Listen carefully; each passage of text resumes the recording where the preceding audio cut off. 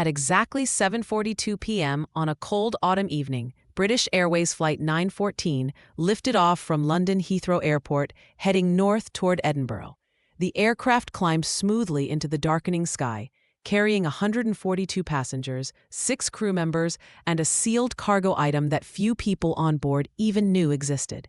Inside that reinforced case was a collection of rare diamond jewelry, valued at just over $1 million, destined for a private exhibition in Scotland. Less than 90 minutes later, when the plane touched down, the passengers walked off safely, the crew completed their routine checks, and Flight 914 appeared to be just another uneventful journey over the United Kingdom. But hidden deep inside the aircraft was a mystery that remains unsolved to this day. The diamonds were gone. No alarms were triggered. No emergency was declared. No hijacking, no turbulence, no signs of forced entry. Somewhere at 38,000 feet above British airspace, a $1 million fortune vanished without a trace. The jewelry belonged to Sir Jonathan Whitmore, one of the United Kingdom's most discreet and respected luxury diamond dealers.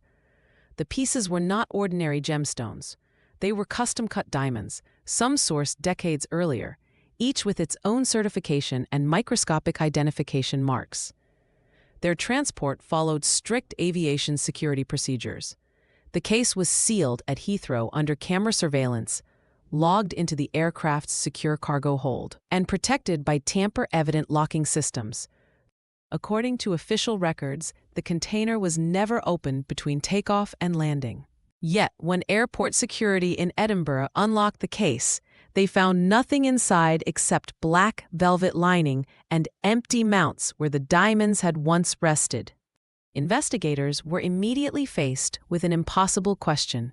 How does something disappear from a sealed container inside a moving aircraft without leaving behind damage, fingerprints, or witnesses?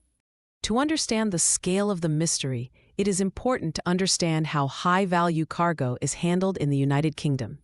Jewelry of this value is not announced publicly. Only a small number of airport officials, cargo handlers, and senior crew members are informed. Access to the cargo hold during flight is strictly limited. Passengers cannot reach it. Cabin crew do not enter it. The cockpit remains locked. In theory, the diamonds should have been untouchable. Flight 914 itself offered no obvious clues. Weather conditions were calm. The flight path was normal. No unusual communications were recorded between the cockpit and air traffic control. The aircraft systems showed no anomalies. Even the cargo temperature and pressure logs were consistent throughout the journey. Attention quickly turned to the people on board.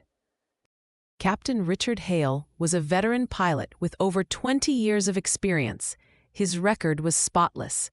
First Officer Emily Carter was known among colleagues for her discipline and attention to detail. Cabin Supervisor Daniel Brooks had worked international routes for years without incident. Cargo Security Officer Mark Ellison was responsible for logging and sealing the jewelry container before departure. All of them denied any knowledge of how the diamonds could have disappeared. Then there were the passengers. Among the 142 travelers was a man seated in 14A, traveling under the name Ethan Cole. According to the manifest, he had booked his ticket less than 12 hours before departure. He carried no checked luggage and avoided interaction with cabin crew. Surveillance footage showed him boarding calmly, but cameras later revealed something unusual. After landing, Ethan Cole exited the terminal without passing through the usual baggage area, and his trail vanished shortly after. When investigators attempted to verify his identity, they found inconsistencies. The passport number used for booking existed, but the personal details did not fully match any confirmed records. It was as if the man in seat 14A had borrowed a name that belonged to no one. Security teams reviewed hours of CCTV footage from both airports. A 9-minute gap was discovered in one cargo area camera at Heathrow. Dismissed at first as a technical glitch, but that gap occurred during the exact window when the jewelry case was transferred to the aircraft. No one could prove that anything happened during those 9 minutes. no one could prove that nothing did. Several theories emerged. One suggested an inside job involving someone with access to cargo protocols and security timing. Another proposed a mid-air switch, using misdirection or replica stones. A third pointed toward insurance fraud, suggesting the diamonds never boarded the aircraft at all. Each theory raised more questions than answers. If it was an inside job, why leave no evidence? If it was a passenger, how did they access a sealed cargo hold? If it was fraud, why risk such a high-profile disappearance? As weeks passed, pressure mounted. Mark Ellison resigned from his position without explanation. Captain Hale requested early retirement the following year. The case quietly lost priority as no physical leads emerged. The diamonds were never recovered. No arrests were made. Today, Flight 914 is remembered not for any mechanical failure or human tragedy, but for a mystery that defied aviation security itself. Somewhere between London and Edinburgh, a perfect crime may have occurred, one so clean that it left investigators with nothing but questions. Were the diamonds stolen mid-air, passed hand to hand above the clouds? Did they ever leave Heathrow at all?